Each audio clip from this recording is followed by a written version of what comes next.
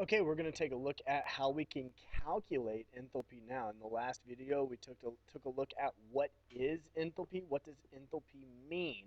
Now we're going to look at what is, or how do we calculate enthalpy. So we've seen this chart before. I know that these are solids down here, and then these are liquids, and then I've got gas way up here. And so, of course, I know my phase changes as well. I know that as a gas goes to a liquid, that's called condensing or condensation. I know that as a liquid goes to a solid, that's called freezing. Okay, and notice this arrow right here showing that as we're moving down the curve, all of those are going to be considered exothermic reactions. As a solid goes from as a solid goes to a liquid, of course, that's called melting. And as a liquid goes to a gas, of course, that is known as vaporizing. And notice our arrow tells us that all of these processes are endothermic, meaning that they have to take in energy in order to occur. Okay, so this is what we're going to be able to use to understand what calculations that we need to use. So let's take a look at some calculations. The first calculation that we're going to look at is, we like to call this the Mcat formula. What we have is we have the mass times C, which is the specific heat, times the delta T, which is the change in temperature. So now the question becomes, what do each one of these variables mean? Okay, delta H, remember that's our enthalpy. That's the change in heat. We can also call that Q if we feel like we need to. Okay, the M is going to be the mass in grams. C is our specific heat capacity, and delta T is our temperature. Okay, most of those things we probably already understand, but specific heat capacity is something new. So the question now is, what is specific heat capacity? That is going to be defined as the amount of heat required to raise 1 gram of a substance by 1 degree Celsius. So different substances will have different specific heat capacities. Okay. However, if you have pure water, it's always going to take the same amount of heat to raise 1 gram of it by 1 degree Celsius. So that's why it's a constant, but it's a constant for every different substance in the world. So let's take a look at what we're going to use. Oh, by the way, let's mention real quick, you're going to use this formula, the Mcat formula, anytime you have, here's your key, delta T. Anytime that there's a change in temperature. So when you're on your curve, anytime you're going up, up, up, you're going to use the Mcat formula, okay? Or if you're going down, down, down, you're going to use the Mcat formula, okay? You have to be on a sloping region of the chart in order to use the Mcat formula, okay? So let's go back up and take a look. Right here, you can use the Mcat formula. Right here, you can use the Mcat formula. Right here, you can use the Mcat formula.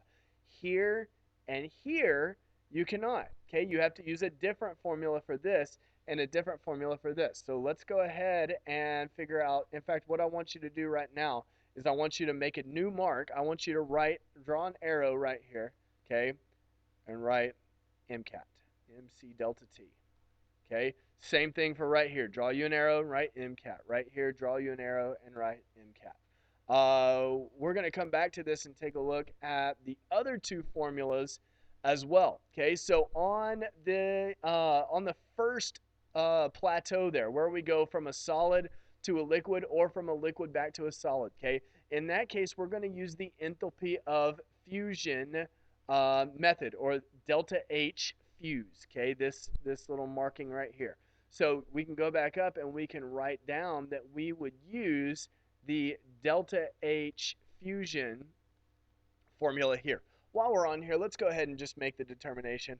We're going to use the delta H vap, or vaporization formula, for this blank up here. And we're going to take a look at each one of those formulas together. So let's go ahead and scroll back down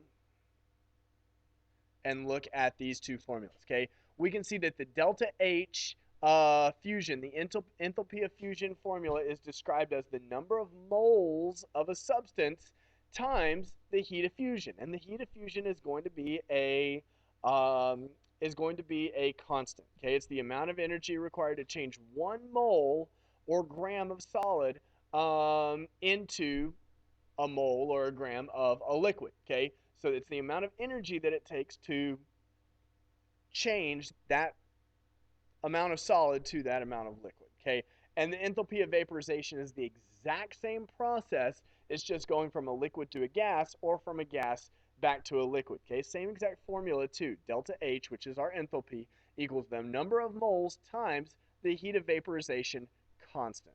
So let's take a look at a couple of examples.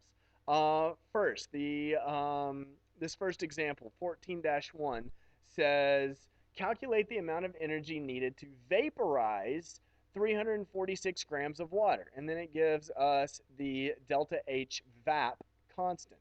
Well, we're going, if I'm thinking about my chart here, okay, if this is my chart, okay, if I am trying to vaporize liquid water, that means that I'm starting off right here on my chart. Okay, remember, this is solid, this is liquid, and this is gas. This part right here, this is staying at a plateau because I'm all of the energy that I'm putting in is going to breaking down those bonds, breaking down those intermolecular forces to make it go from a liquid to a gas. Okay, so I'm going from this distance to this distance right here. So I know that I need to use my delta H equals moles times my heat of vaporization. So now I know that I have 346 grams of water. So what I'm going to do is I'm going to say, okay, delta H equals 346 grams. Well, I don't want grams in my formula. I want moles. So I know that in order to get from grams to moles, I have to divide 346 by the molar mass of water. Okay, so that's 346 divided by 18.02.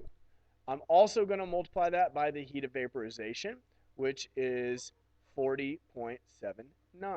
So when I type this all in my calculator, I'm going to do 346 divided by 18.02 and hit enter. I get 19.2.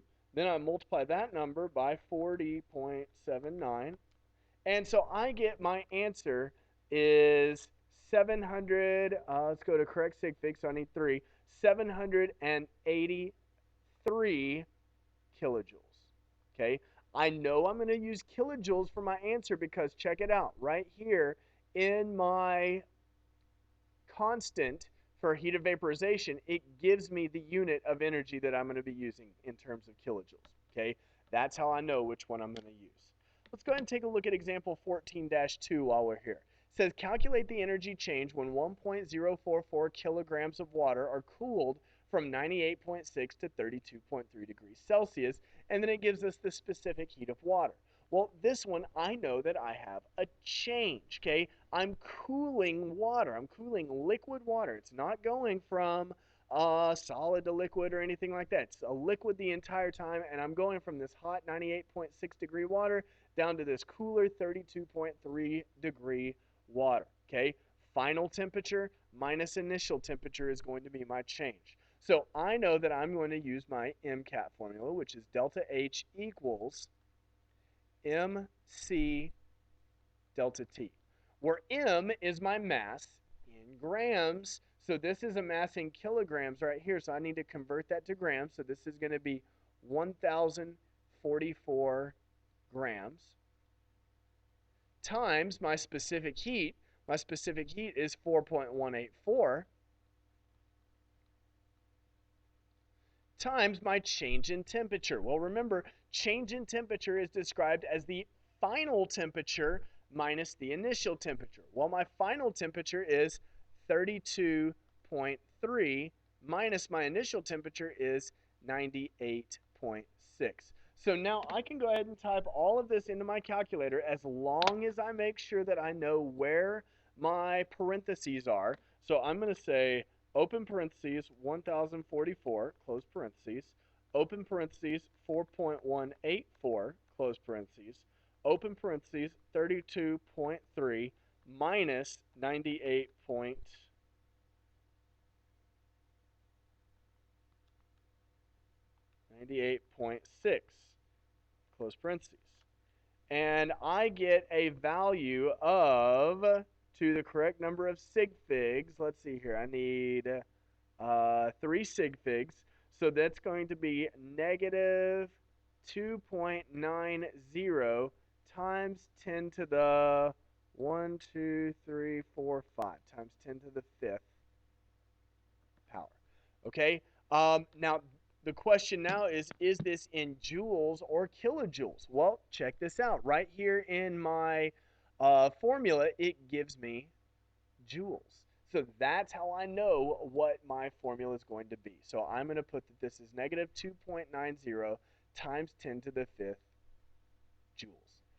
We're going to go ahead and take a look at some more of these problems in the next video. There are some more examples that I want us to take a look at, but I'm already at the 11-minute mark of this video, so I'm going to go ahead and stop it right here. We'll pick up the next examples in the next video.